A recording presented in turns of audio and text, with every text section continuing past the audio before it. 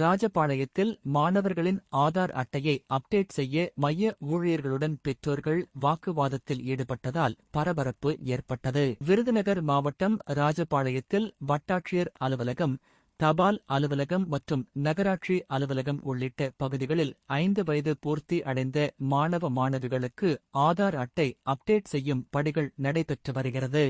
பள்ளிகளில் 2 நாட்களுக்குள் மாணவர்களுக்கான ஆதார் அட்டை அப்டேட் செய்வது கட்டாயமாக்கப்பட்டுள்ளதால் ஒவ்வொரு சேவை மையத்திலும் நாளுக்கு நாள் கூட்டம் அதிகரித்து வருகிறது. இந்த நிலையில் தென்காசி சாலையில் உள்ள தனியார் வங்கியில் நாள் ஒன்றுக்கு 30 மாணவர்களுக்கு ஆதார் அட்டை அப்டேட் செய்யப்படும் என தெரிவிக்கப்பட்டிருந்தது. ஏற்கனவே கடந்த 2 வாரங்களாக தங்களுக்கும் விடுமுறை எடுத்து மாணவர்களுக்கும் விடுமுறை எடுத்து அரசு அலுவலகங்களில் அலைக்கழிக்கப்பட்ட பெற்றோர்கள் ஆதார் அப்டேட் செய்ய மறுத்த ஊழியர்களுடன் வாக்குவாதத்தில் ஈடுபட்டனர். தகவல் அறிந்து வந்த காவல்துறையினர் வங்கி அதிகாரிகளிடம் பேச்சுவார்த்தை நடத்தினர். அரசு அலுவலகங்களில் டோக்கன் வாங்க முடியாத 100க்கும் மேற்பட்ட பெற்றோர்கள் ஆதார் அட்டை அப்டேட் செய்வதற்காக தங்களது குழந்தைகளுடன் வங்கிக்கு வந்திருந்தனர். நாளை காலை 9 மணிக்கு மேல் டோக்கன் விநியோகம் செய்யப்பட்டு வரிசைப்படி மாணவர்களின் ஆதார் அப்டேட் செய்ய நடவடிக்கை எடுக்கப்படும் என்ற உறுதியை ஏற்றுக்கொண்ட பெற்றோர்கள் கலைந்து சென்றனர்.